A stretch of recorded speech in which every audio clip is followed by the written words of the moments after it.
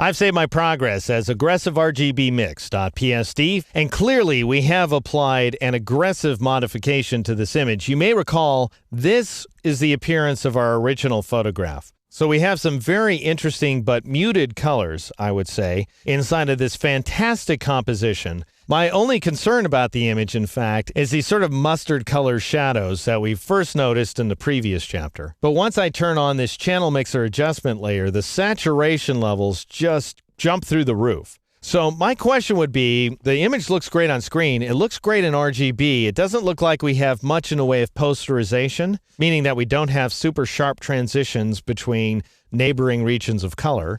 And those mustard areas in general look better. They don't all look better, but like under her eye, that shadow looks to be in pretty good shape. Even under the hair, it's better than it was before. But will these colors survive the commercial reproduction process? If I hand this image off to a printer, are they going to be able to maintain the colors that I'm seeing right here? Well, one way to figure out whether that's true or not is to go up to the image menu, choose mode, and choose CMYK color. However, if you do that, you're going to actually convert the image from RGB to CMYK, and that means you're going to be faced with two propositions here, by the way. One is that you don't flatten the image and you still have access to your original adjustment layer so you can continue to modify your image. However, it's not going to look right at all. If I click on Don't Flatten, the image is going to completely change on me. So notice how much more yellow it looks than it did before. So this is the image with the adjustment layers intact in the CMYK color model. And notice, by the way, if we go to the channels panel, we do now have cyan, magenta, yellow, and black channels. And this is the way the image looked before with those same adjustment layers here inside RGB. So those color adjustments don't translate. Our other option, by the way, I'll switch back to the layers panel, is to go up to the image menu, choose mode, choose CMYK color, and then go ahead and flatten the image, in which case you keep your colors more or less intact. So some of the colors changed. We'll examine that in just a moment.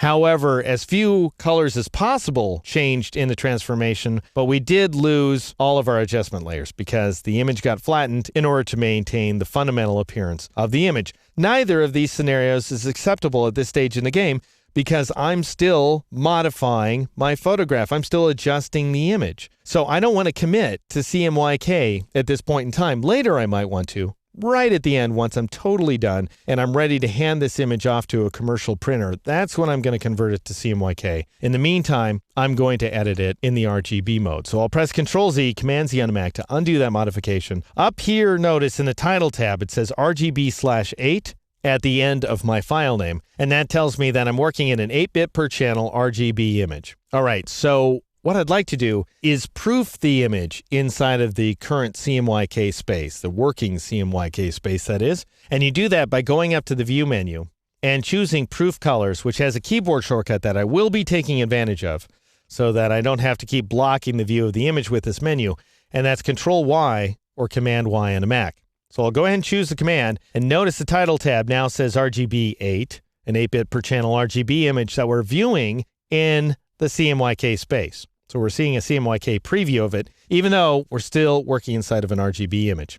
And we still have all of our adjustment layers intact. In other words, there's no penalties to working this way. Now, you may not have seen much of a transformation take place there. I mean, basically, we're seeing a ton of colors that seem to be surviving. But just to give you a sense of what changed, I'll press Control-Y again, Command-Y in a Mac to switch out of that CMYK proofing mode. So notice the title tab says RGB/8. There is no CMYK this time. Notice these dark colors here, these shadows inside of this rear woman's violet jacket. Notice how rich they are. As soon as I press Control-Y or Command-Y on a Mac, they lighten up. We lose a lot of the saturation inside of that shadow detail.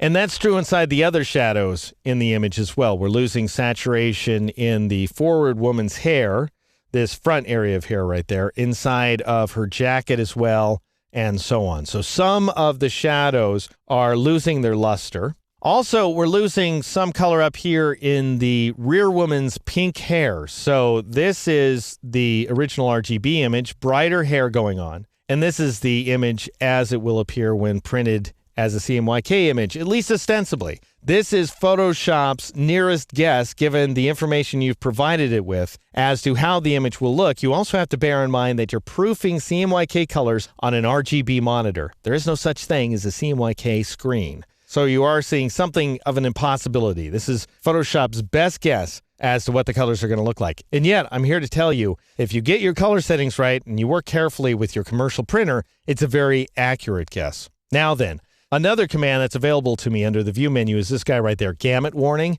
That's Control-Shift-Y or Command-Shift-Y on a Mac. And what that's going to do is it's going to show in gray. I'll go ahead and zoom in here. These little gray spots right here, these little gray pixels inside of this forward woman's eye, also inside of the shadow detail inside this rear woman's hair, those indicate colors that cannot be commercially reproduced. So you're requesting from Photoshop a color that cannot be accurately produced in CMYK given your current settings. That doesn't mean the colors are going to print gray, nor are they going to print outlandishly wrong. They're not going to just refuse to print, for example, and appear white. Instead, you're going to get the closest CMYK equivalent, but that region right there is going to flatten out.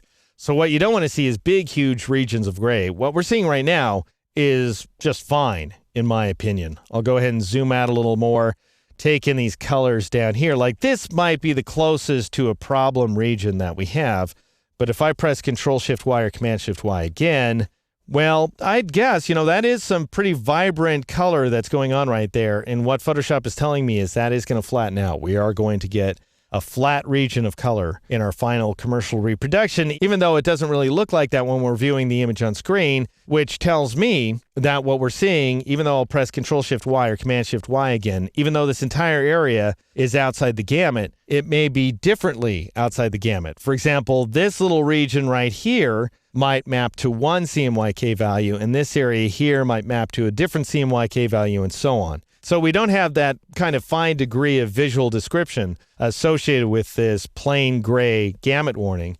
I'll press Control-Shift-Y or Command-Shift-Y again to turn it off, whereas we do have pretty good detailed information associated with that soft proofing preview. That is that proof colors command here under the View menu. All right, so moral of the story is if you want to confirm whether your colors are going to reproduce accurately, go up to the View menu, choose the Proof Colors command, or press Control-Y, Command-Y on the Mac. When you're done using this command, turn it off because otherwise it abides. In other words, it's not an image-by-image setting. It's not saved along with the image. It's not tracked according to which image you have open. It's a global setting across Photoshop. So I'm going to go ahead and turn the command off, or again, press Control or Command-Y to once again view this image inside the RGB color space.